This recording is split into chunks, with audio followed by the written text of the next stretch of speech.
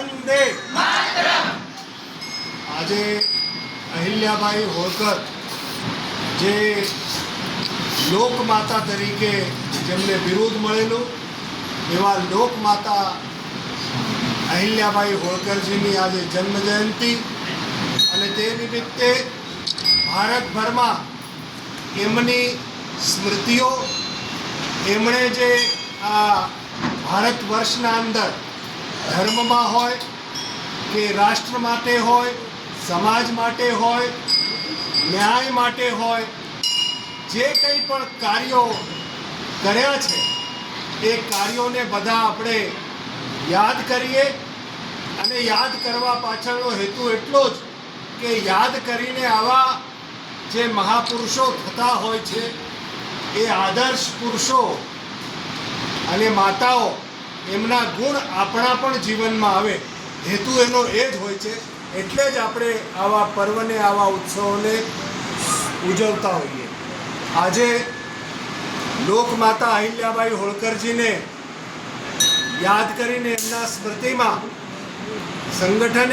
સંઘે આખા ભારત વર્ષમાં આવી ગોષ્ઠીઓ યોજી છે અને તે નિમિત્તે જૂનાગઢના નગર દેવતા એવા ભૂતનાથ મહાદેવના પ્રાંગણમાં આજે મંચ ઉપર ભારતીય જનતા પાર્ટીના અધ્યક્ષ ગૌરવભાઈજી તેમજ આપણા જૂનાગઢનો એક બહુ અમૂલ્ય દાગીનો કહેવાય એવું, ઘરેણું કહેવાય એવા મારા પ્રિય અને ઇતિહાસકાર એવા વિશાલભાઈ જોશીજી, નવા ચૂંટાયેલા આપણા પલ્લવીબેન, આકાશભાઈ અને તારું નામ બેટા અલ્પેશ કે કલ્પેશભાઈ, હા મને યાદ છે પણ નામ નહીં થયા, તો કલ્પેશભાઈ તેમજ સામે બધા બેસેલા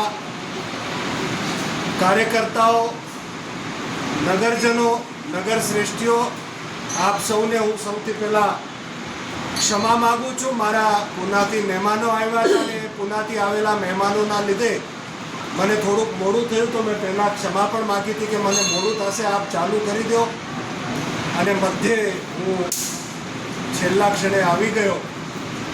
એની પહેલાં ક્ષમા માગું ને બીજી ક્ષમા એ માગું કે રાત્રિમાં આ લોકોએ અમારા બધા હિમાંશુભાઈ બધા માઇક ચેક પણ કર્યું, બરાબર ચાલતું હતું, એક વક્તા બોલી ગયો ત્યાર સુધી ચાલતું હતું, અચાનક કંઈક થઈ ગયું।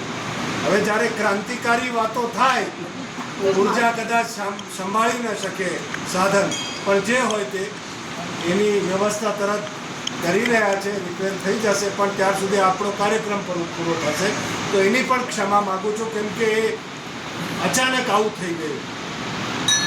તેમજ પત્રકાર મિત્રો આપનું પણ સ્વાગત છે। મારા પહેલાં જે વક્તાએ વાત કરી હશે તો લોકમાતા અહિલ્યાબાઈ હોળકરજીની ઘણી વાતો કરી લીધી હશે, અને પછી જ્યારે વિશાલભાઈ બોલે તો એ અથતું ઇતિ જ હોય, એમાં પછી કંઈ બોલવાનું રહેતું નથી કેમ કે એમનો ઊંડો અભ્યાસ હોય।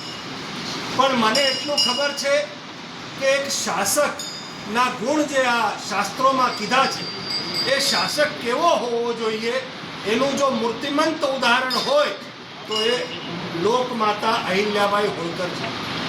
સ્વાભાવિક છે આ દેશમાં આપણે પૃથ્વીરાજ ચૌહાણને યાદ કરીએ, આપણે શિવાજી મહારાજને યાદ કરીએ, અને એવા ઘણા એવા જે શાસકો હતા જેણે આ રાષ્ટ્ર માટે, જેણે આ ધર્મ માટે કંઈક કરીને ખપાવ્યું છે પોતાની જાતને, એમને યાદ કરીએ।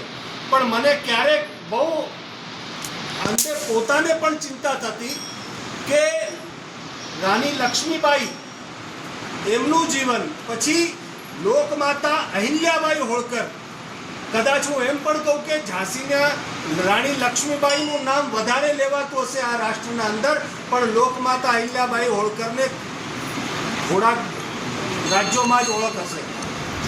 જે લોકમાતા અહિલ્યાબાઈ હોળકરે ફક્ત શાસન જ નહીં, પ્રશાસન કેવું હોવું જોઈએ, ધર્મના પ્રત્યે કેવી ભીરુતા હોવી જોઈએ, શું ધર્મના માટે આપણે કરી શકીએ, એવા કેટલાય એમના જીવનમાં ઉદાહરણો છે, એવા ગુણો છે।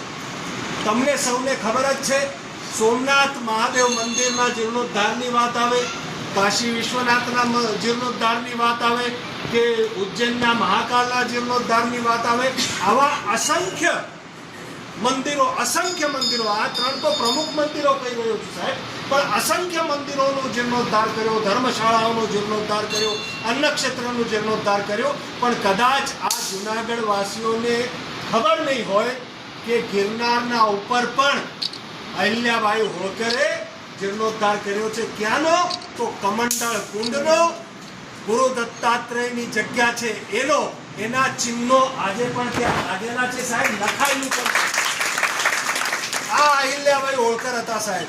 અને મને ગૌરવ, મારા શરીર ઉપર રૂવાડા ઉભા થઈ ગયા કે એ મહાન શાસક, એનો જન્મ મહારાષ્ટ્રમાં થયો, લગ્ન મધ્યપ્રદેશમાં થયા, પણ ભારત માતા એ પોતાની રાષ્ટ્રભૂમિ હતી અને એ માતૃત્વ સ્વરૂપે જ્યારે એને શાસન કર્યું સાહેબ, ગુજરાતના જુનાગઢના અંદર ગિરનારના 10,000 પગથિયા ઉપર એ કમંડળ કુંડની જગ્યા ત્યાં અન્નછત્ર ચાલે એનો જીર્ણોદ્ધાર કરેલું છે. એમાં સંવંત પણ લખેલું છે અને જ્યાં જ્યાં એ કામ કરતા ત્યાં ત્રિશૂળના ચિહ્નો એના હતા. એ બધા હજી આજના તારીખે ત્યાં છે. વિશાલભાઈ, તમારી મારી આ ઉપર ક્યારેય વાત નથી થઈ. મેં હમણાં જ ગૌરવને કીધું કે કોઈને ખબર નથી, અહિલ્યાબાઈ હોળકરે એનો જીર્ણોદ્ધાર કરેલો છે. તો આજે મને પોતાને બહુ ગૌરવ થાય છે ને હું મારા હૃદયથી એમને મારી ભાવ વંદના કરું છું, એમની ચેતનાને, કે એવા શાસક પણ હતા, એવા ધર્મભીરુ પણ એ હતા.